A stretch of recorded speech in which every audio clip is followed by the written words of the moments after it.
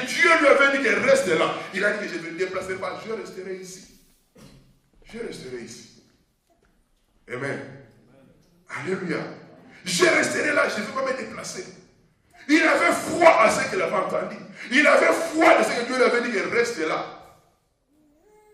Il y a un lieu, il y a un endroit que Dieu a préparé pour ta bénédiction.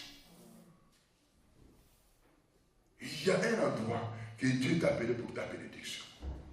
Quand tu restes accroché, tu verras la main de Dieu. Dieu viendra pour te visiter. Quel que soit ce que l'ennemi veut te faire voir, quelquefois les illusions de l'ennemi, il fait te faire voir beaucoup de choses. En regardant, tu vois comme si tu n'y as rien. Mais en réalité, c'est l'ennemi qui te fait voir qu'il n'y a rien. Mais il y a ta bénédiction. C'est une loi irréversible. Ce que tu sèmes, c'est ce que tu vas récolter. Jésus-Christ a dit cela. Lui-même a sémé sa vie pour que moi et toi nous puissions être assis aujourd'hui ici. Alléluia. Il n'a pas regardé comme il peut arracher à être égal avec Dieu. Il s'est humilié jusqu'à la croix. Ce n'était pas pour rien, c'était pour me gagner, pour nous gagner ici. Il a sémé sa vie. Et quand il est ressuscité, moi et toi aujourd'hui, nous sommes appelés enfants de Dieu. Même Dieu, pour nous avoir, pour nous récolter, Dieu a sémé son Fils unique. Pour que moi et toi nous puissions être appelés enfants de Dieu, héritiers de Jésus-Christ. Jésus-Christ a été sémé, bien aimé, comme sacrifice. Il a abandonné sa gloire, la gloire qu'il avait auprès du Père, son trône merveilleux, les anges qui chantaient pour lui, les archanges qui chantaient pour lui, les 24 veillards, les 4 êtres vivants qui jetaient leur couronne nuit et jour dans sa présence. Jésus-Christ va abandonner ce trône-là. Il va dire que je m'en vais, oh Dieu, pour faire ta volonté. Mais devant lui, il y avait la croix. Mais il savait que c'était pour que nous puissions, qu'il puisse récolter. Aujourd'hui, les églises que nous comptons un peu partout dans le monde, les âmes que nous comptons, aujourd'hui, c'est parce que Jésus-Christ a accepté qu'il puisse être sémé.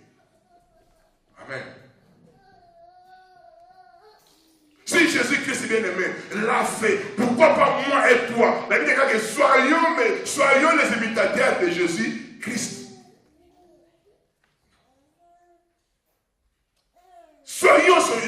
Nous devons être les imitateurs de Jésus-Christ. L'apôtre Paul dit que soyons mes imitateurs comme moi je suis imitateur de Christ. Il n'a pas regardé Paul. On a dit qu'il regardait, c'est cette ceinture ici. Un prophète est venu, il a pris la ceinture, il a lié cette ceinture. Regardez cette ceinture. C'est ce qu'on ferait de cet homme qui va aller à Jérusalem. Paul a dit, même s'il faut mourir, je mourrai. Mais j'irai à Jérusalem. Je vais aller prêcher. Je vais aller faire la volonté de Dieu. Même si c'est pour mourir, je vais mourir. Et à la fin, Paul pouvait dire que j'ai combattu le bon combat, j'ai achevé ma course. Et la couronne m'est réservée parce qu'il a combattu le bon combat de la foi. Il n'a pas eu peur. Il a été un sacrifice. Et ma vie est un sacrifice. Ma vie est un sacrifice. Je vais me sacrifier. Si je dois mourir, je mourrai. Mais j'irai jusqu'au fond.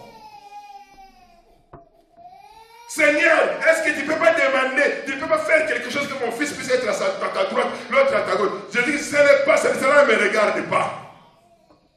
Mais s'ils sont prêts pour boire la coupe, ils seront assis à ma droite et à ma gauche. Et Jacques fut le premier apôtre à être décapité. Jacques est mort parce qu'il a accepté le sacrifice. Et Jean est resté à l'île de Patmos, prisonnier. Il a écrit le livre d'Apocalypse. Ils ont accepté la souffrance. Alléluia. Ils ont accepté la souffrance. Jusqu'à donner leur vie. Jusqu'au sacrifice final. Ils étaient là. Combien bien aimés se sacrifient aujourd'hui pour l'œuvre du Seigneur? Combien sont prêts aujourd'hui à faire leur vie une vie de sacrifice pour le Seigneur? Combien sont prêts aujourd'hui à ne pas regarder tout ce que le monde nous présente, mais à dire que Seigneur, moi, non seulement, je suis ton fils, mais je suis prêt aussi à être ton serviteur. Combien sont les serviteurs aujourd'hui? L'église est pleine de disciples, mais il n'y a pas de serviteurs. Alléluia. L'église est pleine de gens qui donnent toujours des raisons, mais il n'y a pas de serviteurs et de servantes. L'église, Dieu a besoin de gens qui servent, qui sèment. En servant, nous sèmons. En servant, bien aimé, nous posons des actes qui un jour finira par porter des fruits. Notre travail n'est pas fait dans le Seigneur. Sème ton temps. Sème tout ce que tu peux s'aimer. Celui qui sème paix, moissonnera paix. 2 Corinthiens 9, 6. Tu sèmes paix, tu moissonneras paix. Celui qui sème en abondance, moissonnera en abondance. Tu veux beaucoup récolter dans la vie, il faut aussi s'aimer aussi beaucoup. Tu ne veux pas beaucoup s'aimer, ne sème pas. 2 Corinthiens nous dit comme ça. 9, 6 nous dit que celui qui sème peu, moissonnera peu. Celui qui sème en abondance, moissonnera en abondance. Il faut tout faire pour que ta récolte soit bénéfique. Il faut tout faire, bien aimé, que ta récolte, bien aimé, puisse être merveilleuse. Il faut tout faire que le jour où tu récoltes, tu sèmes avec des larmes, mais tu récoltes avec joie et avec allégresse. Alléluia. Tout ce que tu as besoin, Dieu en a. Dans la banque de Dieu, il y a tout ce que nous avons besoin. Dans la banque de Dieu, il y a tout ce que nous voulons. Jésus-Christ l'a bien dit à la croix, bien aimé. Père, tout est accompli. Tout est accompli pour nous donner tout ce que nous avons besoin. Pour que nous puissions avoir tout ce que nous avons besoin. On commence à bien aimer par le bien-être social. Vous savez, je vais vous dire une chose avant de clôturer. Vous savez que la Bible, tout entier, ne parle pas beaucoup de notre vie dans le ciel. Hein? Vous savez ça? Ah, bon, comme moi. Lisez bien la Bible, vous allez comprendre. Hein? Ce qui serait dans le ciel, c'est caché. On ne pense seulement qu'il y aura une nouvelle terre, des nouvelles cieux. Et quand il y a Apocalypse, on te montre seulement des choses qui sont dans le ciel. Mais ça ne nous parle pas comment nous serons dans le ciel. Mais la Bible nous parle comment nous devons nous conduire sur cette terre pour bénéficier du royaume des cieux. Alléluia. La Bible nous parle de ce que nous devons faire sur cette terre pour bénéficier du royaume des cieux. Quels sont les principes que nous devons mettre en pratique pour que nous puissions bénéficier du royaume des cieux? Mais les secrets du royaume, ce sont des choses que Dieu a réservées. Tel qu'il est, tel que nous serons. Alléluia. Mais nous ne savons pas ce jour-là comment nous serons. Mais ce qui est important, c'est d'abord lire, obéir, méditer ce que Dieu nous demande et faire ce qu'il nous demande de faire, afin que nous puissions d'abord récolter ici-bas. Parce qu'ici-bas, il y a ce une vie. Pierre a demandé au Seigneur, nous avons tout quitté, nous t'avons suivi. Qu'est-ce que nous aurons? Jésus a dit qu'il n'y a personne qui a quitté sa famille, ses enfants, ses biens, qui m'a suivi, et puis d'abord récolter ici-bas. Hein? Ici-bas. Jésus n'a pas dit qu'il puisse avoir récolté là-bas, en haut. Il a dit ici-bas.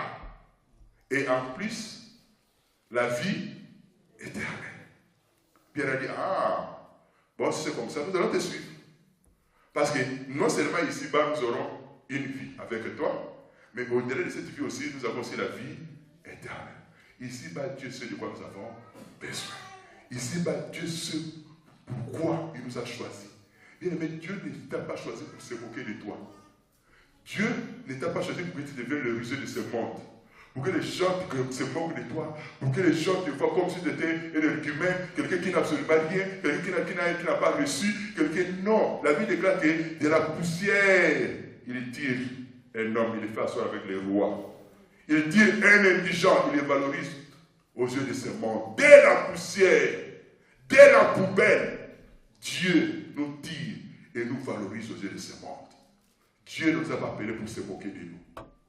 Dieu ne t'a pas appelé pour que tu deviennes la honte de tout le monde. Dieu t'a appelé pour te prouver qu'il est Dieu. Alléluia. Il t'a aimé, voilà pourquoi tu es là.